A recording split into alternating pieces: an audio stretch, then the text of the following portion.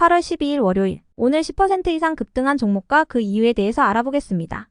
오늘 장은 오후 4시 키움증권 기준으로 코스피 지수는 1.15% 상승한 2618.30포인트로 마감했습니다. 외국인과 기관은 매수로 임한 가운데 개인은 매도로 대응했네요. 한편 코스닥 지수는 1.08% 상승한 772.72포인트로 마감했습니다. 외국인과 기관은 매도로 임한 가운데 개인은 매수로 대응했습니다. 그럼 본격적으로 오늘의 급등 종목들을 살펴볼게요.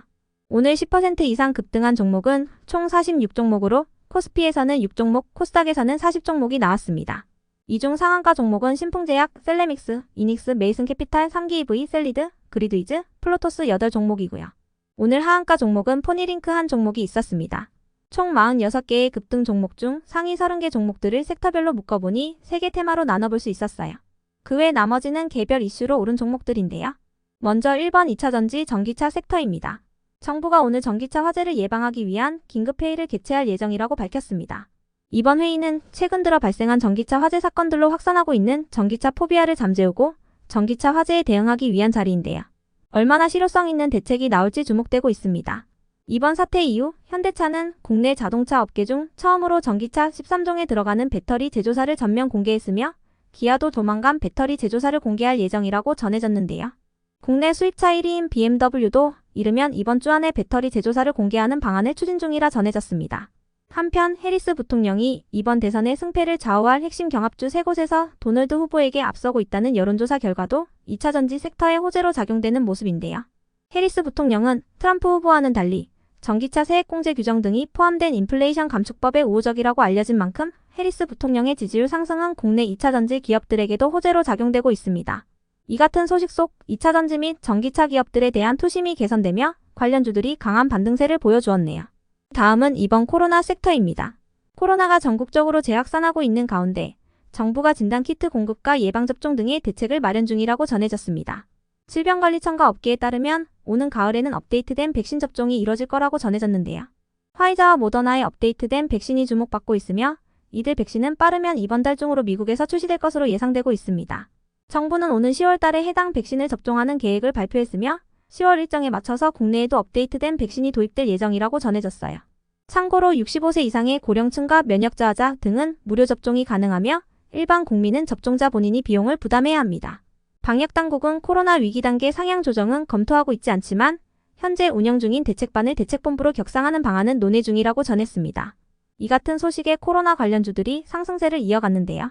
이 중에서도 셀레믹스는 액체 생검 기업인 IMBDX가 체열로 췌장암 등의 주요 8개 암을 조기 진단할 수 있는 캔서파인드 제품을 보유했지만 유사 제품을 보유한 기업과 비교했을 때 저평가되었다는 분석이 나오면서 IMBDX의 주요 주주라는 사실이 부각된 것으로 추정되고요.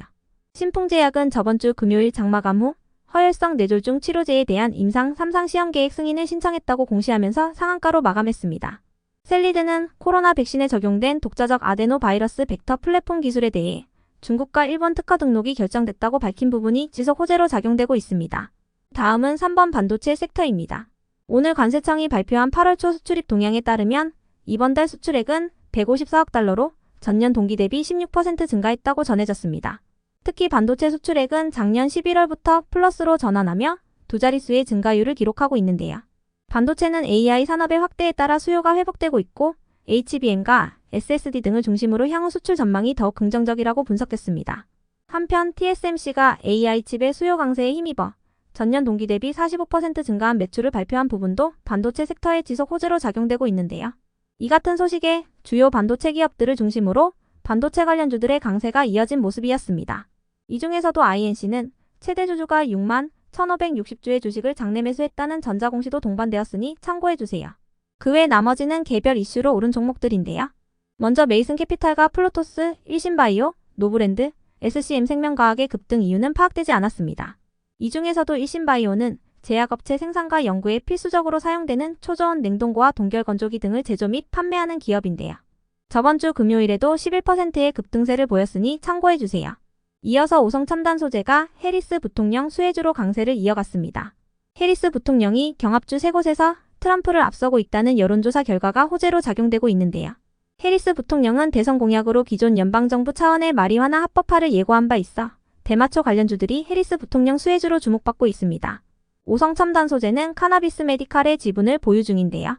카나비스 메디칼은 국내 최초로 의료용 대마의 퇴행성 뇌질환 효과에 대한 연구를 발표하고 대마 치료제 관련 특허를 보유하고 있습니다. 다음으로 경동나비에는 2분기 호실적을 발표하며 상승했습니다. 경동나비에는 전년 동기 대비 매출과 영업이익, 순이익이 큰 폭으로 상승했다고 발표했습니다. 이어서 대화제약이 비만 치료제 관련주로 강세를 이어갔습니다. 저번 주 글로벌 제약사 일라이릴리가 어닝 서프라이즈 실적을 발표한 가운데 노보노디스크의 비만 치료제인 위고비의 국내 출시 기대감도 지속되면서 비만 치료제 관련주들의 강세가 이어지는 모습인데요. 일라이릴리의 매출액은 전년 동기 대비 36% 증가한 15조 원을 기록했으며 시장 예상치인 13조 원을 크게 상회했어요. 대화제약의 추성남 이사는 GLP-1율의 펩타이드를 포함하는 경구용 당뇨 비만 치료제 개발에 복지부 과제 총괄 책임자로 재직하고 있어 대화제약은 비만 치료제 관련주로 부각되고 있습니다. 다음으로 C큐브는 2분기 호실적을 발표하며 상승했습니다. C큐브는 전년 동기 대비 매출액과 영업이익이 큰 폭으로 늘고 순이익이 흑자 전환했다고 발표했습니다. 이어서 포인트모바일은 LGU+와 산업용 PDA 시장의 혁신을 목표로 포괄적인 업무 협약을 체결했다고 전해지면서 상승세를 이어갔습니다. PDA란 개인용 디지털 단말기의 약자로 터치스크린을 사용하는 손바닥 크기의 컴퓨터이니 참고해주세요. 끝으로 오늘은 하한가를 간 종목도 한 개가 있었는데요. 포니링크가 오늘 하한가를 갈 만한 악재나 공시는 파악되지 않았습니다. 얼마 전 포니링크는 파트너사인 글로벌 빅테크 업체 포니 AI가 다음 달까지 미국에서 기업 공개를 준비하여 상장할 예정이라고 밝힌 바 있는데요. 포니 AI는 파트너사 포니링크의 주주 및 기업 가치 제고를 위해 50억 원 규모의 유상증자 주식 및 150억 원의 주식을 장내 매입하여 포니링크 지분 확대에 나설 계획이라고 밝힌 바 있으니 참고해주세요. 그럼 오늘의 거래량과 거래대금 상위 종목들을 시장별로 살펴보고 마칠게요.